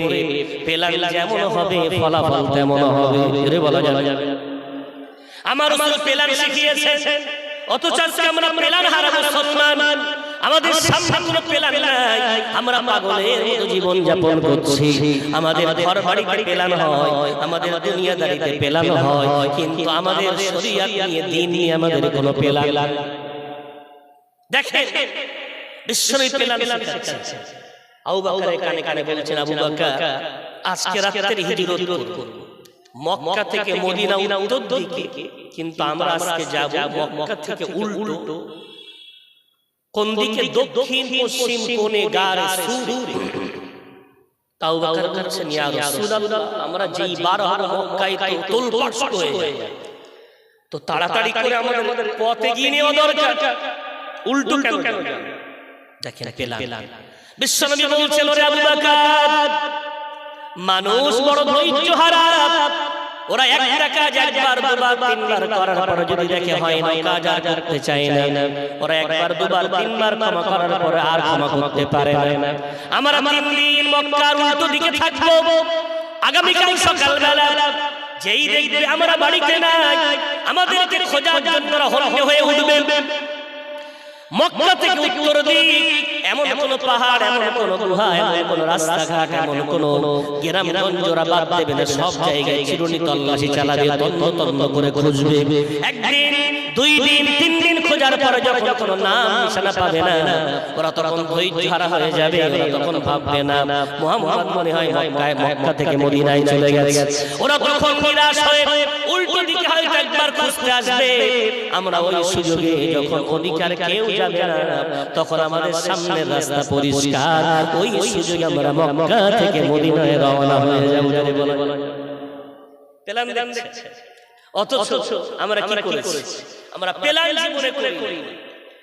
সবজি মন্ডি বানাতে গেলে আশেপাশে চাষ হয় কিনা দেখা দরকার, অন্যথায় সবজি আসবে কোথা থেকে? মাছের কাটা বানাতে গেলে আশেপাশে জলকর আছে কিনা দেখে নেওয়া দরকার, অন্যথায় মাছ আসবে কোথা থেকে? ঠিক না বেটি? আমরা মসজিদ বানিয়েছি, আমরা মাদ্রাসা বানিয়েছি, আমরা জলসা দিচ্ছি। নিঃসন্দেহে আমার সাথে একমত হবেন যারাই বসে আছেন।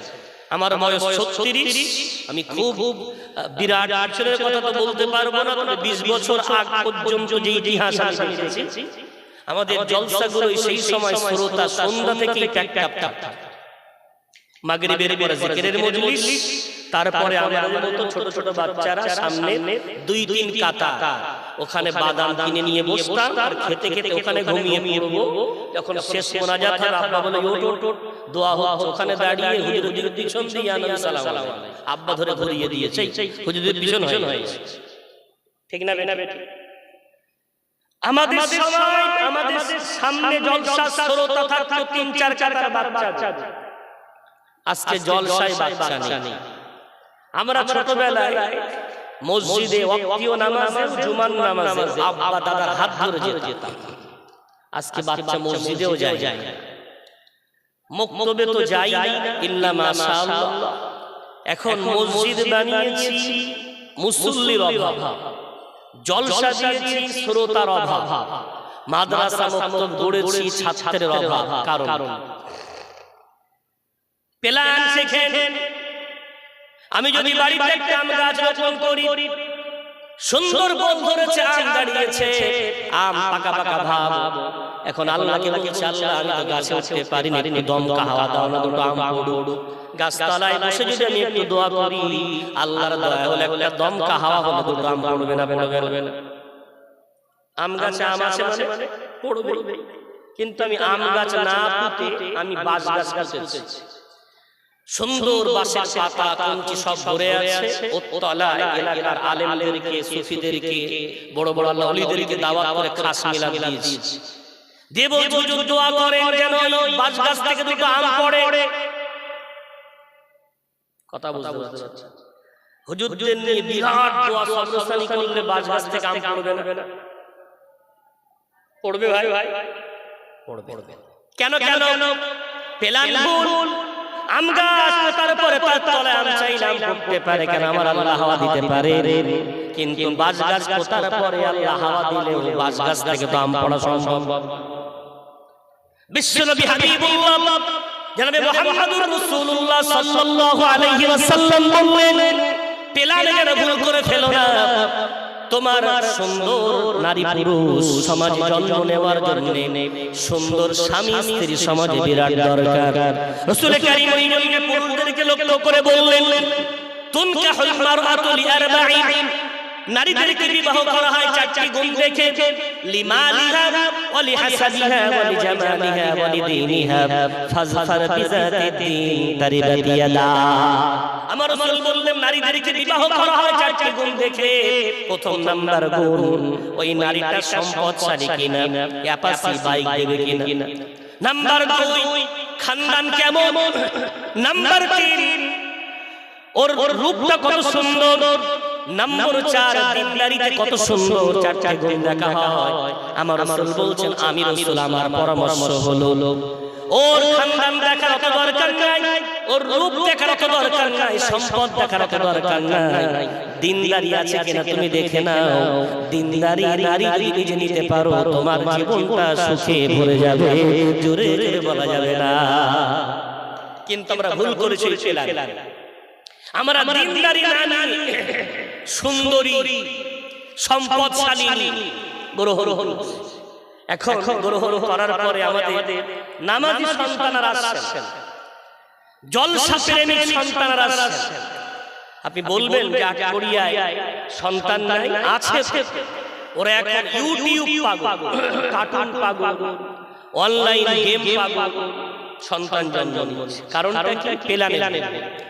বড় পীর আব্দুল কাদের জিলানী, মাহবুব সুবহানী, কুতুব রব্বানী, আল্লাহ পাক রব্বুল আলামিনের মস্ত বড় ওলির নাম একবার না বহুবার আমরা শ্রবণ করেছি। আমরা কোনদিন হয়তো শুনিনি বা শুনে থাকলে তাজা হবে। এত বড় আল্লাহর ওলি হওয়ার পিছনে তার আম্মা আব্বার কত সতর্কতা ছিল জানেন? ওনার আব্বা জান ছিলেন আবু মুসা জাঙ্গি রাহমাতুল্লাহ আলাইহি, ওনার আম্মা ছিলেন উম্মুল খায়র ফাতেমা। আবু মুসা জাঙ্গি রাহমাতুল্লাহ আলাইহি উনি কোন সফরে গেছেন, সফর থেকে বাড়ি আসছেন। সে যুগে তো ফোন ছিল না যে ফোন করে বলে দিলেন বাড়ি আসছি। হঠাৎ করে বাড়ি আসছেন, রাস্তায় নিজের বাড়ির সামনে দেখে একদল অসভ্য যুবক দাঁড়িয়ে আছে। উনি আস্তে আস্তে যুবকদের পিছনে গেলেন, গিয়ে দেখে যুবকগুলো খুব মজা করছে, হাসি ঠাট্টা করছে। হুজুর যে দেখছেন সেই ব্যাপারে কি দেখে হাসি ঠাট্টা করে। আরো কাছে গেলেন, গিয়ে দেখে যুবকগুলো হুজুরের বাড়ির দিকে তাকিয়ে তাকিয়ে স্ত্রীর কাপড়গুলো দড়িতে মেলে দেওয়া আছে, টানিয়ে দেওয়া রাখা আছে। কাপড়ের দিকে ফিরে ফিরে খারাপ খারাপ মন্তব্য করছে আর হাসি দিচ্ছে, মজা করছে। হুজুর এই কথা শুনে আর দাঁড়িয়ে থাকতে পারলেন না, সোজা বাড়ি গিয়ে কাপড়গুলো পাল্লালেন, ঘর থেকে আগুন এনে কাপড়গুলো জ্বালিয়ে দিতে লাগলেন। উম্মুল খায়র ফাতেমা দৌড়ে চলে এলেন, ও আমার স্বামী আবু মুসা জাঙ্গি, ব্যাপারটা কি? তুমি সফর থেকে বাড়ি আমাকে বললেন, আমার মারুল কাপড়গুলো তুমি কেন পুড়িয়ে দিচ্ছ? বলে ঘরে চলো সব পৌঁছি। কাপড়গুলো পুড়িয়ে দিয়ে আগুন নিভিয়ে দিয়ে ঘরে গেলেন, গিয়ে বলছেন আমার স্ত্রী উম্মুল খায়র ফাতেমা দিকে, তুমি জিজ্ঞাসা করছিলে না তোমার নতুন কাপড় কেন পরিয়ে দিলাম? তোমার কাপড় পরাইনি গো, আমি আমার আগামী প্রজন্মকে জাহান্নামের আগুন থেকে বাঁচিয়ে নিলাম। জোরে বলা যাবে না। উম্মুল খায়ের ফাতেমা বললেন বুঝতে পারলাম না। তখন স্বামী বলছে তোমার কাপড়গুলো বাইরে মেলে দেওয়া ছিল। একদল অসভ্য যুবক ওই কাপড়ের দিকে ধীরে ধীরে খারাপ খারাপ মন্তব্য করছিল। আমি চাই না এই কাপড় তুমি পরো। কেন কুদৃষ্টি যে কাপড়ে পড়েছে, ওই কাপড় পরার পরে আল্লাহ যদি আমাদের কোনো সন্তান দেয়, ওই সন্তান কুসন্তান তৈরি হবে, অসভ্য সন্তান তৈরি হবে, সুসন্তান তৈরি হবে না, আল্লাহর নেক বান্দা তৈরি হবে না। ওই জন্য মানা করে দিলাম আজ থেকে বাইরে কাপড় তুমি আর মেলে দেবে না। আজ থেকে খুব সতর্ক থাকবে, তোমার কাপড় যেন বাইরে মেলে দিও না। একদল যুবকের কুদৃষ্টি পড়ে, এমন ভাবে তোমার কাপড় যেন কোনো জায়গায় টাঙিয়ে রেখো না। এত সাবধানতা অবলম্বন করার পর তাদের গর্ভ থেকে তাদের খানদানে মাহবুবে সুবহানীর মতো আল্লাহর ওলি জন্ম নিয়েছে, জোরে জোরে বলা যাবে না। বাবাজি তাহলে বলে আজ আমার ঘরের মেয়েদের মাথায় কাপড় আছে, দেহে কাপড় আছে, ওরা পর্দা করতে শিখেছে। কি একটা অবস্থা! আজকে যারা ঘরে বেড়াচ্ছ, আগামী কোনো জন্মে তোমরা তো মা, ঠিক না বেটা বেটি? তুমি যদি এই অবস্থায় চলো, তোমার রূপ যদি আমার সমাজের যুবকরা দেখে, তোমাকে দেখে খারাপ খারাপ কমেন্ট করে, মন্তব্য করে, তোমার দেহে কুদৃষ্টি যদি পড়ে, তুমি পর্দা করতে চাও না, তবে বলো তো দেখি, তোমার গর্ভ থেকে ফ্রি ফায়ার পাবজি জন্মাবে না নামাজি জন্মাবে? কথা বলে আজকে জন্ম নিচ্ছে তো free fire, PUBG, online game. কেন পেলানে ভুল? বাবাজি আমার, ওই জন্য দিন প্রতিষ্ঠিত করতে হলে শুধু পুরুষ নয়, রাসূল কারীম সাল্লাল্লাহু আলাইহি ওয়াসাল্লাম ওই জন্য সুন্দর একটি হাদিস বললেন। আমার রাসূল বললেন, আদ-দুনিয়া কুল্লুহা মাতাউন ওয়া খায়রু মাতা'id দুনিয়া আল মারআতুস সালিহা।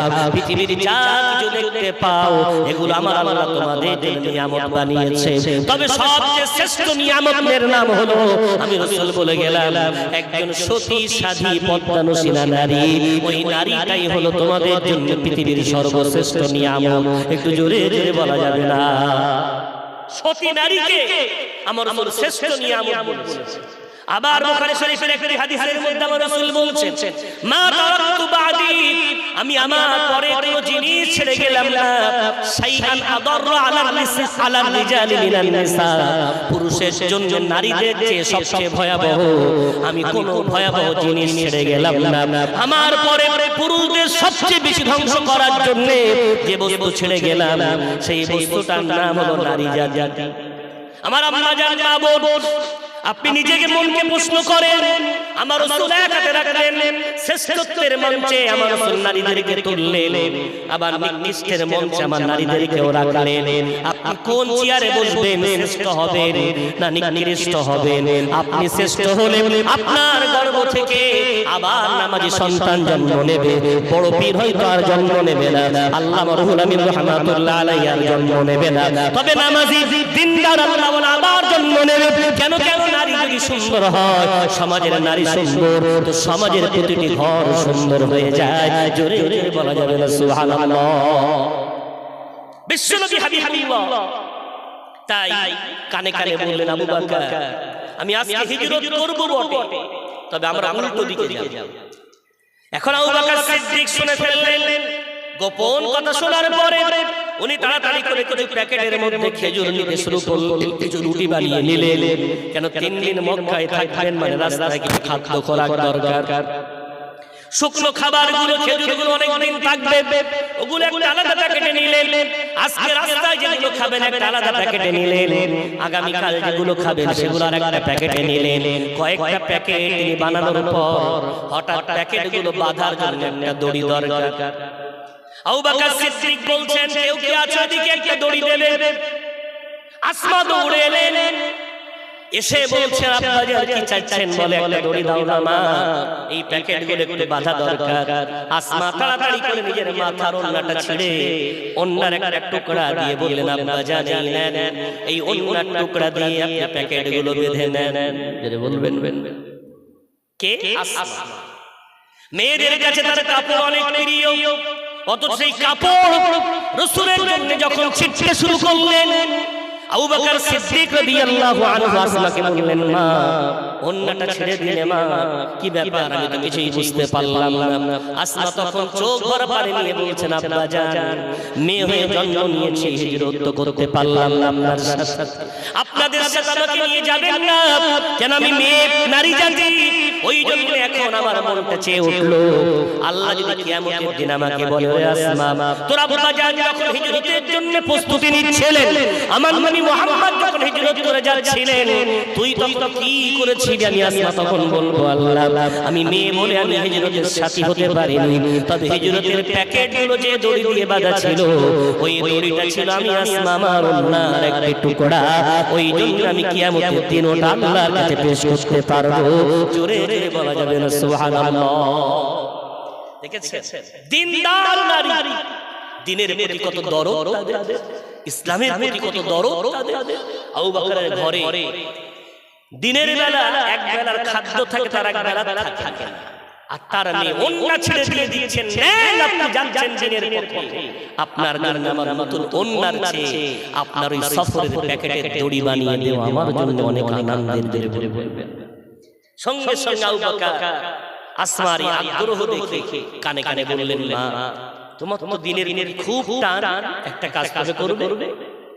কি কাজ? আব্বা জান, গোপন কথাটা তাহলে তোমার সাথে আমি বলে যাচ্ছি, মা শোনো। গোপন কথাটা হলো, আমরা আজকে হিজরত করব বটে, তবে আমরা কিন্তু আজকে মদিনায় যাব না, 3 দিন গারে সুরে থাকবো। তুমি কি পারবে না 3 দিন ধরে ওই আমার বাড়ির দুম্বাগুলো ছাগলগুলো নিয়ে ওই গারে সুর আশেপাশে তুমি চড়াতে যাবে? সূর্য যখন ডুবে যাবে, অন্ধকার ঘনিয়ে আসবে, তুমি ছাগলগুলোর দুধ দহন করে নিয়ে গারে সুরের মুখে গিয়ে আমাকে দিয়ে আসবে। অন্তত 3 দিন আমার রাসূলকে একটু তরতাজা দুধ যেন খাওয়াতে পারি, কাজটা কি তুমি পারবে? আসমা আল্লাহু আকবার বলে লাফিয়ে উঠলেন, আব্বা জান পারবো মানে খুব পারবো, আমি অবশ্যই দায়িত্ব পালন করব। বিশ্বনবী হাবিবুল্লাহ মুহাম্মদুর রাসূলুল্লাহ সাল্লাল্লাহু আলাইহি ওয়াসাল্লাম আবু বকরকে নিয়ে রাতে চলে গেলেন। সকালবেলা আসমা ওই দায়িত্ব পালন করতে লাগলেন। প্রথম দিন দুধ দিয়ে এলেন, দ্বিতীয় দিন দুধ দিয়ে এলেন, তৃতীয় দিন, এটাই হলো শেষ মোলাকাত। আসমা যখন দুধ দিতে গেছেন, আবু বকর হাত ধরে বলছে, আসমা একটু ঘরে এসো, গুহার মধ্যে এসো, রাসূলের কাছ থেকে দোয়া নিয়ে নাও। আমার রাসূল আসমার মুখ পানে তাকিয়ে থমকে গেছেন। আসমার কপালে রক্ত জমে আছে, মুখে একটা চড়ের দাগ বসে আছে। ও আসমা, কি ব্যাপার, তোমার কপালে রক্তের দাগ কেন, তোমার মুখে চড় কেন? যেই বলেছে, আসমার চোখ দিয়ে তখন পানি গড়িয়ে পড়ছে। ইয়া রাসূলুল্লাহ, ইয়া হাবিবাল্লাহ, কি বলবো, গতকাল আমি যখন আপনাদের দুধ দিয়ে আমি বাড়ির পথে রওনা হয়েছি, আমার ছাগলের সামনে আবু জেহেল হাত লম্বা করে দাঁড়িয়ে গেল। আমাকে বলছো, রে আসমা, বল তুই কি জানিস নবী মুহাম্মদ কোথায়? তুই কি জানিস তোর আব্বা আবু বকর কোথায়? ইয়া রাসূলুল্লাহ, আমাকে যখন প্রশ্ন করলো, আমি কি বলি চিন্তা করতে লাগলাম। আমি এমন একটা বাড়ি জন্ম নিয়েছি, ওই বাড়িতে ছোটবেলা থেকে কোনোদিন মিথ্যা বলতে কাউকে শুনিনি, ওই বাড়িতে মিথ্যা বলা হয় না, ওই বাড়িতে মিথ্যা শোনাও হয় না। ইয়া রাসূলুল্লাহ, ওই জন্য আমি আমার বাড়ির বদনাম না করে আমি চিৎকার করে বললাম, হ্যাঁ হ্যাঁ, আমার রাসূল কোথায় আমি জানি, আমার আব্বা জান কোথায় আমি জানি। যেই বলেছে দৌড়ে আবু জেহেল, বল আমরা তন্ন করে খুঁজছি, কোথাও পাচ্ছি না, কোথায় বল। আমি তখন চিৎকার করে বললাম, ওরে আল্লাহর দুশমন, ওরে আমার নবীর দুশমন, আব্বার দুশমন, আমি জানি, তবে তোকে আমি বলবো না। জোরে জোরে বলা যাবে না। আবু জেহেল সহ্য করতে না পেরে আমার মুখে একটা চড় কষিয়ে দিল। আমি মুখ চুপড়ে পড়ে গেলাম, কপাল দিয়ে রক্ত বার হতে লাগলো, কিন্তু কোনো দয়া করলো না, আমার চুল ধরে টেনে টেনে আবার মারতে গেল। আমি তখন চিৎকার করে বললাম, আবু জেহেল, তুই কত মারবি আমি জানি না, তুই যদি মেরে আল্লাহ আমাকে একটা জীবন দিয়েছে, ওই জীবনটাও তুই বার করে নিস, আর আমার আল্লাহ যদি তারপর আমাকে 100 বার জীবন দেয়, 100 বার জীবনটা আমি আমার রাসূলের জন্য কুরবান করে দেব। তবে আমার রাসূল কোথায়, আব্বা জান কোথায়, তোর মতো দুশমনের সামনে আমি কোনোদিন বলবো না। জোরে জোরে বলা যাবে না। দেখছে আসমা যদি ওই মার খেয়ে ছোট মানুষ মুখ ফকসে বলে দিতেন আমার আব্বা জান ওই গুহাতে, তাহলে হিজরতের সফর যত সহজ মনে হচ্ছিল, হিজরতের ওই 3 রাতের আমল ওমর ফারুক বহুবার বলেছেন, আবু বকর ওই রাতের আমলগুলো আমাকে দাও, আর আমি ওমর আমার জীবনের সব আমল তুমি নাও। আবু বকর বলতেন, ওমর সব দেওয়া যাবে, ওই 3 রাতের আমল আমার কাছে চাইলে বলবেন। তাহলে হিজরতে সফরে আবু বকর সিদ্দিকের যতটা অবদান, ঠিক ততটাই অবদান একজন নারীটা হলো ওই আবু বকরের কন্যা আসমা রাদিয়াল্লাহু আনহা। বলবেন আজ যদি আমার সমাজে পুরুষের সাথে নারীরা হাত না মেলায়, সমাজে দিন প্রতিষ্ঠিত হবে। আমরা একদিন জলসা করে কি লাভ হবে? বিশ্বনবী রাসূল কারীম সাল্লাল্লাহু আলাইহি ওয়াসাল্লাম সমাজ পরিবর্তন করার জন্য আমার রাসূল মক্কায় 53 বছর থাকলেন, আমার রাসূল একটা মসজিদ বানাননি, কিন্তু আমার রাসূল সফর যেই শুরু করলেন, হিজরত শুরু করলেন, প্রতিমধ্যে আমার রাসূল প্রথম একটি মসজিদ বানালেন, মসজিদটার নাম মসজিদে কুবা। 14 দিন সেখানে থাকলেন, ওর পর আমার রাসূল মদিনায় পৌঁছালেন, সেখানে পৌঁছে একটা মসজিদ বানালেন, মসজিদটার নাম হলো মসজিদে নববী। এটা ছিল মুসলমানদের হেদায়েতের সবচেয়ে বড় মার্কাজ। জোরে বলবেন না সুবহানাল্লাহ। আমাদের সমাজে মসজিদ আছে, আর রাসূলের মসজিদটাকে একটু মিলিয়ে নেন। বিশ্বনবীর মসজিদ, ইমাম হলেন আমার রাসূল, মুয়াজ্জিন হলেন বিলাল হাবশী রাদিয়াল্লাহু আনহু, আর মসজিদের মুসল্লি হলো গোটা মদিনাবাসী, নারী পুরুষ ছোট বড়, এমনকি মুনাফিকরাও মসজিদের মুসল্লি। কারা? মুনাফিকরাও রাসূলের জামানায় মসজিদে এসে ভর মসজিদের ছাদটা খেজুরের পাতার, দেওয়ালগুলো পাথর দেওয়া, মাঝে মাঝে একটা করে খেজুরের গাছের গুড়ি, এভাবে মসজিদে নববী সুন্দর করে মসজিদের ছাউনি, এত মুসল্লি, 5 ওয়াক্ত নামাজে মসজিদ ভরপুর, জোরে বলা যাবে না। বিশ্বনবী যখন নামাজ পড়াচ্ছেন, নামাজ পড়ানোর সময় রাসূল হঠাৎ করে হাত আসমানের দিকে মাঝে মাঝে তুলে দেন, আবার নামাজ পড়াতে আমার রাসূল মিম্বার থেকে পিছন দিকে চলে আসেন। সালাম ফেরানোর পর সাহাবারা বলে, ইয়া রাসূলুল্লাহ, ইয়া হাবিবাল্লাহ, নামাজের মধ্যে হাত দুটো এমন করে কেন তুলে দিলেন? কেন নামাজ পড়তে পড়তে পিছন দিকে চলে আসছিলেন? আমার রাসূল বলছো, আমার সাহাবারা, আমি যখন নামাজে দাঁড়ালাম, আমার সামনে জান্নাতের দরজাগুলো খুলে দেওয়া হলো, জান্নাতের মেয়াগুলো, ফলগুলো আমার সামনে ঝুলে পড়লো, আমি থাকতে পারলাম না, আমার মন চাইলো কিছু ফল আমার উম্মতের জন্য পেড়ে নিই, ওই জন্য আমি রাসূল আমার হাতগুলো এমন করে বাড়িয়ে দিয়েছিলাম, বলে বলা যাবে না। আবার আমি রাসূল নামাজ পড়াতে আমার সামনে জাহান্নামের দরজা খুলে দেওয়া হলো, জাহান্নামের আগুনের তীব্রতা দেখে, ভয়াবহতা দেখে আমি রাসূল ভয় খেয়ে গেলাম, ওই জন্য জাহান্নাম থেকে ভয় পিছিয়ে আসছিলাম। আমার রাসূল এমন ইমাম, নামাজের মধ্যে জান্নাত দেখতে পান, জাহান্নাম দেখতে পান, আর আমরা এমন ইমাম হয়েছি, নামাজের মধ্যে আমরা ব্যবসা দেখতে পাই, বিজনেস দেখতে পাই, দুনিয়ার বাজার দেখতে পাই। আমাদের নামাজ আর রাসূলের নামাজের মধ্যে কত পার্থক্য! মসজিদ নামাজ হয়ে গেছে, মসজিদ সঙ্গে সঙ্গে কি হয়ে গেল? পাল্টে গেল। কি হয়ে গেল? মাদ্রাসা। আমার রাসূল ওই মাদ্রাসার শিক্ষক, আমার রাসূল মসজিদটাকে এই মুহূর্তে মাদ্রাসা বানিয়ে দিলেন। কাউকে কোরআন পড়াচ্ছেন, কাউকে হাদিস শেখাচ্ছেন, দোয়া শেখাচ্ছেন। একজন সাহাবা জামাত ধরতে পারেনি, নামাজ পড়ছেন, নামাজ পড়ে রাসূল বসে আছেন, মুসাফা করে আসেন।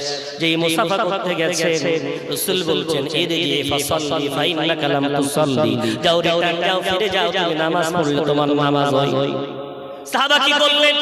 নামাজ আবার পড়লেন, আবার রাসূলকে মুসাফা করতে এলেন, রাসূল আবার বললেন, যাও, ফিরে যাও, তোমার নামাজ হয়নি। 3বার নামাজ দৌড়ানোর পর সাহাবা এসে বলছেন, ইয়া রাসূলুল্লাহ, এর চেয়ে ভালো নামাজ আমি এর চেয়ে পড়তে জানি না। আমার রাসূল দেখেন কত সুন্দর ইমাম, একটা সময় ইমামতি যখন করেন, জান্নাত জাহান্নাম দেখতে পান, মুসল্লির নামাজ কেমন করে পড়াতে হয়, আমার রাসূল নিজেই মুসল্লির নামাজ শেখানো শুরু করলেন। রাসূল বললেন, তুমি নামাজ চুরি করেছো, রুকু করলে তোমার পিঠটা উটের মতো বুঝো হয়ে আছে, এভাবে রুকু করলে রুকু হয় না, তুমি দাঁড়িয়ে আছো, রুকু যখন করবে তোমার মাথা, তোমার পিঠ এবং তোমার কোমর এগুলো সব যেন সমান হয়। কেন নামাজ কোনো খেলনার জায়গা নয়, নামাজ হলো ইবাদতের সবচেয়ে শ্রেষ্ঠ ইবাদত। একটু জোরে জোরে বলা যাবে না? তুমি রুকু থেকে মাথা তোলার আগে সিজদায় চলে গেলে, এভাবে নামাজ পড়লে আল্লাহ কবুল করে না। তুমি স্টেজ দাঁড়াবে, রব্বানা লাকাল হামদ, পাল্লেটা বলবে হামদান কাসীরান তাইয়িবান মুবারাকান ফি। তুমি দুটো সিজদা দিলে, সিজদাগুলো ঘড়ি ঘড়ি করে দিলে, তোমার দুই সিজদার মাঝখানে তাদিল আরকান তুমি করলে না। তাদিল আরকান করা ওয়াজিব। তুমি পারলে দুই সিজদার মাঝখানে পড়বে আল্লাহুম্মা গফিরলি ওয়ারহামনি ওয়াজবুরনি ওয়াহদিনি ওয়ারযুকনি ওয়াআফিনি। এভাবে শব্দের আটপিস কিছু শব্দ আছে, বিভিন্ন হাদিসে এই দোয়াটা এসেছে। এই নামাজের মধ্যে এই দোয়াটা দুই সিজদার মাঝখানে, এত বড় যদি না পড়তে পারো, কমপক্ষে এটা বলবে আল্লাহুম্মা গফিরলি, ও আল্লাহ আমাকে তুমি ক্ষমা করে দাও। এতটুকু অন্তত তুমি দুই সিজদার মাঝখানে স্টেট বসে এই দোয়াটা তুমি পড়বে। তুমি নামাজ চুরি করলে তোমার নামাজ হয়নি। আমার রাসূল নামাজ শেখালেন, কিন্তু আমাদের মসজিদগুলোতে নামাজ শেখানো হয় না। একটা দুটো নয়, মসজিদগুলোতে যাবে নিয়ত করে মুতাওয়াজ্জিহান ইলা জিহাতিল কাবাতিশ শরীফাতি, আল্লাহু আকবার। নিয়ত করে কি বলছে? আমি কিবলামুখী হই। আল্লাহ যোহরের 4 রাকাত অথবা আসরের 4 রাকাত নামাজ পড়ার নিয়ত। কিবলামুখী মানে মুখটা থাকবে না, দেহের সব অঙ্গ থাকবে। কিবলামুখী মানে দেহের সব অঙ্গগুলোকে কিবলামুখী করা সুন্নাত। কিন্তু আমার প্রচুর এমন নামাজি আছে, হাত বাঁধার সময় আল্লাহু আকবার, হাত দুটো আকাশে, মুতাওয়াজ্জিহান ইলা সামা, আকাশমুখী। অনেক বাবাজি আল্লাহু আকবার একটা উত্তর দেড় দক্ষিণ, হাত কোন দিকে? হাত তেমন হওয়া উচিত। মুতাওয়াজ্জিহান ইলা জিহাতিল কাবা, দুই হাতের তালু কিবলামুখী থাকা দরকার। কিন্তু কত বাবাজি দেখবেন নামাজে দাঁড়ায়, পাগুলো উত্তর দক্ষিণ কোণার দিকে বেঁকে আছে। একটা আছে উত্তর কোণ, একটা আছে দক্ষিণ কোণ। আহারে, মুতাওয়াজ্জিহান ইলা জিহাতিল কাবা, দুই পা কিবলামুখী হওয়া দরকার। জোরে বলবেন সুবহানাল্লাহ। বাবাজি আমরা নামাজ শিখি না, ওই মসজিদ থেকে নামাজ শেখা দরকার। এরপরে বাবাজি আমার রাসূল তাকবীর দেন, নারে তাকবীর, নারে তাকবীর, সিলসিলায়ে হক মুজাদ্দিদ জামান।